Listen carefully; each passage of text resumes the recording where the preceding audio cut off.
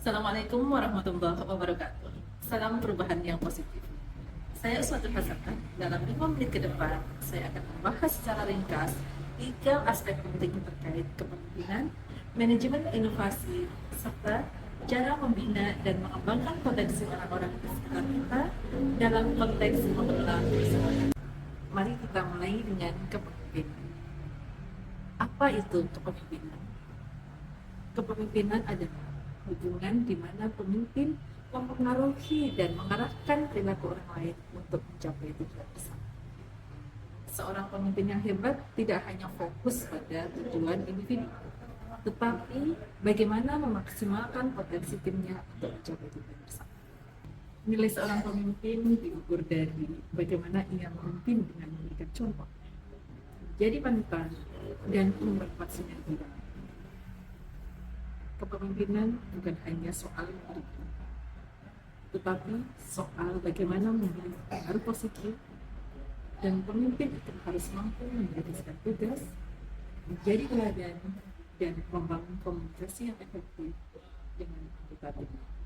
Pemimpin yang baik tidak hanya fokus pada pencapaian individu dirinya sendiri, tetapi bagaimana ia membimbing dan mengarahkan orang lain untuk mencapai tujuan bersama dengan penuh semangat dan dedikasi.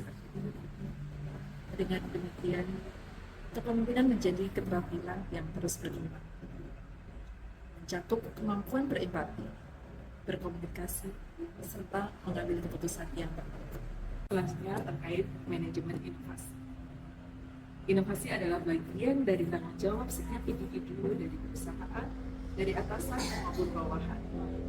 Inovasi bukan hanya sekedar ide saja, tapi juga soal mengelola dan memastikan inovasi tersebut bisa berfungsi dalam skala yang lebih besar. Salah satu metode yang populer terkait inovasi adalah design thinking. Ini adalah proses non-linear yang dimulai dengan memahami kebutuhan pengguna, mendefinisikan masalah secara jelas, kemudian menciptakan berbagai solusi.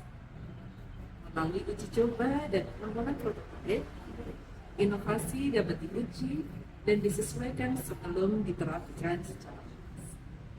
Untuk mengelola inovasi, beberapa kriteria utama yang perlu diperhatikan. Yang pertama, kegunaan. Yang kedua, stabilitas. Yang ketiga, integrasi dengan strategi organisasi. Dan yang keempat, potensi menghasilkan. Inovasi tidak hanya harus kreatif, tetapi juga harus berfungsi, dapat direplikasi, dan berkontribusi terhadap kesuksesan organisasi secara berkelanjutan. Dan yang terakhir saya sampaikan pentingnya membina dan mengembangkan orang. Sebagai seorang pemimpin, tugas kita adalah memastikan bahwa anggota tim kita dapat berkembang baik secara potensial maupun kreatif. Metode-metode coaching maupun konseling adalah metode yang dapat digunakan untuk memperbaiki individu. Metode coaching misalnya, di sini seorang coach tidak hanya memberikan perintah, tetapi dia membimbing timnya untuk bisa menemukan potensi terbaik dalam dirinya.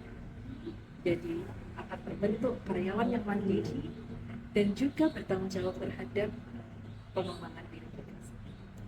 Seorang pemimpin yang sukses mampu menggunakan berbagai metode untuk mengembangkan timnya, baik itu melalui mentoring yang memberikan peran langsung maupun metode coaching di mana individu dibimbing untuk menemukan pengembangan diri terbaik dari diri mereka sendiri. Dengan demikian, setiap individu dalam tim tidak hanya siap untuk menghadapi tantangan besar jangka pendek, tetapi juga mampu untuk menghadapi tantangan dan tujuan yang lebih besar di masa yang akan datang.